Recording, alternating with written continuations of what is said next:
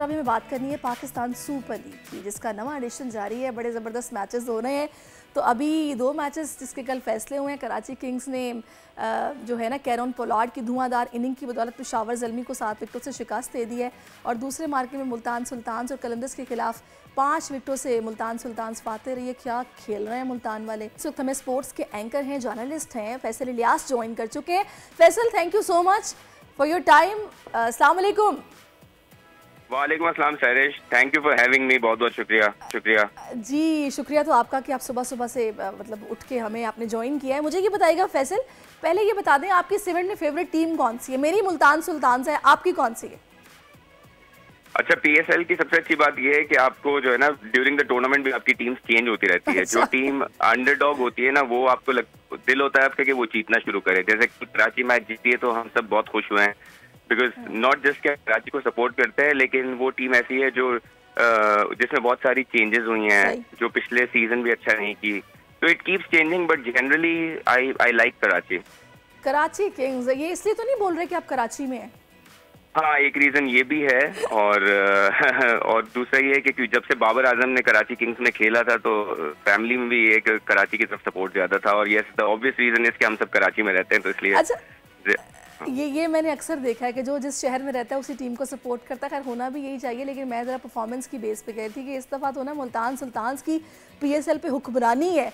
इतनी outstanding performance दे रहे हैं, बॉलिंग में तो कमाल कर रहे हैं ना, मतलब कंप्लीट पैकेज है। हालांकि कोई बहुत बड़े स्टार्स भी नहीं है, मतलब ठीक है, मतलब बड़ी डिसेंट सी टीम है। खैर इस पर हम मज़ीद भी बात करेंगे। मुझे पहले बताइएगा ज़रा, ये पेशावर ज़ल्मी की हम थोड़ी सी बात करते हैं। आपने देखा कि ये मैचअप्स का बड़ा ख्याल रख रहे हैं। साइम अयूब बड़े मतलब उनको काबू करना थोड़ा मुश्किल है। शुएब मलिक आए और उन्होंने पहली बॉल पे विकेट ले ली। कैसे देखा आपने? जी बिल्कुल। पहले तो आपकी मुल्तान वाली बात जो है वो बिल्कुल सही है, और मुल्तान हमेशा से ही ऐसी टीम रही है। अगर आप पीएसएल में उनका रिकॉर्ड देखें तो जब शान मसूद उनके कप्तान थे, उन्होंने टूर्नामेंट जीता। उसके बाद आपने देखा कि रिजवान बहुत अच्छी कप्तानी करते हैं, टीम जो है पूरा एक कॉम्बिनेशन के साथ खेलती है। तो no doubt they have been doing very well. और कल के मैच में भी आपको दिखा कि इतना आसान नहीं था चेस करना लाहौर के बॉलर्स के अगेंस्ट में, लेकिन उन्होंने वो किया। Now coming back to Saim Ayub question, I think बहुत मास्टर स्ट्रोक था शान मसूद और शोएब मलिक की तरफ से। उन्होंने देखा है कि साइम अयूब हमेशा स्पिन पे अंदर आती हुई बॉल पे स्ट्रगल करते हैं। अब उन्होंने शान मसूद ने इस तरह रिसीव किया शोएब मलिक से बॉलिंग करवा के एक ऑफ स्पिनर जब लेफ्ट आर्म बैट्समैन को बॉलिंग कराता है तो प्रॉपर मैचअप होता है, बिकॉज वो ball will go away from the left hander. लेकिन साइम अयूब यही एक्सपेक्ट कर रहे थे कि बॉल टर्न होके बाहर की तरफ जाएगा। उनका बैट का अगर आप तेज देखें तो वो बाहर की तरफ गलत शॉट खेला। जी गलत शॉट नहीं, मतलब वो ये एक्सपेक्ट कर रहे थे कि बॉल बाहर की तरफ जाएगी और बॉल अंदर आई, जिसको हमेशा स्ट्रगल करते हैं, एंड ही गॉट आउट। सही। तो मतलब ये अच्छी बात है ना कि बैट्समैन की वीकनेस को देखते हुए फिर आप उसी तरह का भेजे बंदा शिकार करने के लिए। एब्सोल्युटली। देखें, टीम में 11 प्लेयर खेल रहे होते हैं, लेकिन उनके साथ एक पूरी टीम होती है जो पीछे रिसर्च की टीम होती है। जिस तरह आप शो कर रही हैं तो आपके पीछे भी एक पूरी टीम होगी। सिमिलरली जो 11 प्लेयर खेल रहे होते हैं उसके पीछे पूरी टीम होती है कि कौन से बैट्समैन को कहाँ पकड़ना है, कौन से बैट्समैन को किस लेंथ पे गेंद करानी है। So you are absolutely right. अगर आपने प्लेयर को स्टडी सही किया हुआ है तो you will be able to make the best out of it, कि उसको कैसे आउट करना है, कैसे रन रोकने उसके अगेंस्ट। सही। अच्छा, अगर हम कराची किंग्स की बात करें, वैसे तो खैर ये इनकी बड़ी बैड लक चलती आ रही थी। पिछले मैचेस ये उस तरह से नहीं जीत पा रहे थे। जो ये कल का मैच ये लोग जीते, इसके अंदर आप कौन से फैक्टर्स आप समझते हैं कि जिन्होंने काम किया है तो कुछ ये मैच ये वाला जीत पाए? देखिए, सबसे पहले तो उनका अगर आप पूरा मैच देखें, टॉस उन्होंने जीत के, उनको पता था कि हमने चेस करना है। हालांकि पिछले मैच में वो चेस करते हुए हारे थे। तो एक तो टॉस जीत के सही डिसीजन लेना, उसके बाद 150 के अंदर रिस्ट्रिक्ट करना पेशावर जैसी टीम को इज समथिंग जो उनके फेवर में गया, और उसके लिए उन्होंने डिलीवर किया। सिमिलरली फिर चेस करते हुए आपने देखा कि उनके कायरन पोलार्ड और जेम्स विंस जो हैं वो फॉर्म में वापस आए हैं, उन्होंने रन्स किए। कायरन पोलार्ड का तेज खेलना बड़ा जरूरी था। सिमिलरली आपने मिडिल ऑर्डर में देखा है शोएब मलिक दोनों मैचेस में संभाल रहे हैं टीम को। शान मसूद भी कुछ परफॉर्म कर रहे हैं। तो I think they are peaking at the right time. और अब जैसे आपने मेंशन भी किया कि पिछला सीजन भी इनका खराब गया, so they have to deliver this time round. So I think overall पूरा मैच उनके उसमें था। लेकिन अगर आप देखें तो पेशावर की वीकनेसेस ज्यादा थी। मतलब पेशावर की तरफ से जैसे आपने कहा साइम अयूब जल्दी आउट हुए, जिसपे वो बहुत बैक करते हैं। आई थिंक बाबर आजम ने अच्छा स्कोर किया, 72 रन उन्होंने स्कोर किए हैं।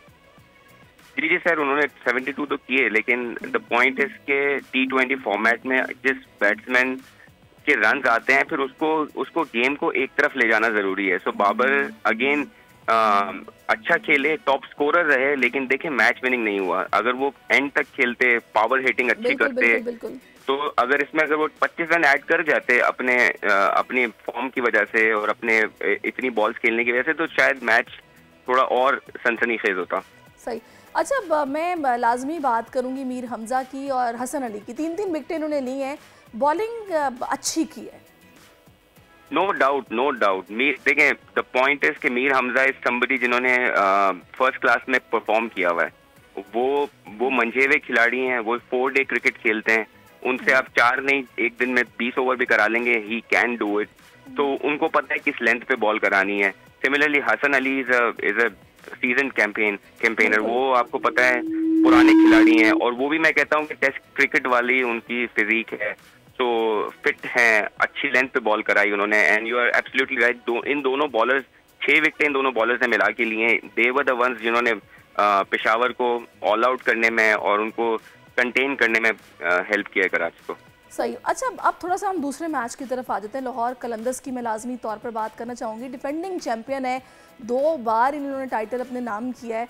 अभी ये जो बैक टू बैक इनके साथ हो रहा है, इनको कम बैक करना चाहिए। क्या वजह है कि ये नहीं कम बैक कर पा रहे?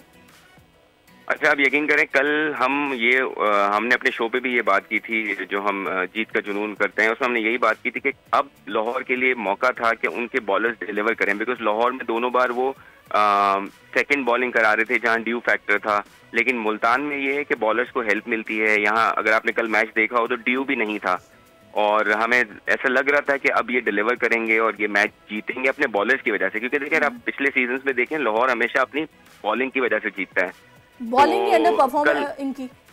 जी, तो आप हारिस रऊफ को देखें, शाहीन शाह ने तो चले बहुत बेहतर बॉलिंग की, हारिस रऊफ और जमान जो है वो दोनों अभी भी स्ट्रगल कर रहे हैं। बिल्कुल। तो लाहौर के लिए इन बॉलर्स का डिलीवर करना बहुत जरूरी है, क्योंकि मिडिल ओवर में आपके पास राशिद खान नहीं है और सिकंदर आए हैं जिम्बाब्वे से, लेकिन वो भी डिलीवर नहीं कर पा रहे। सो आई थिंक वेरी अनफॉर्चुनेट कि कल लाहौर की परफॉर्मेंस वैसी नहीं आए, वो मैच हारे।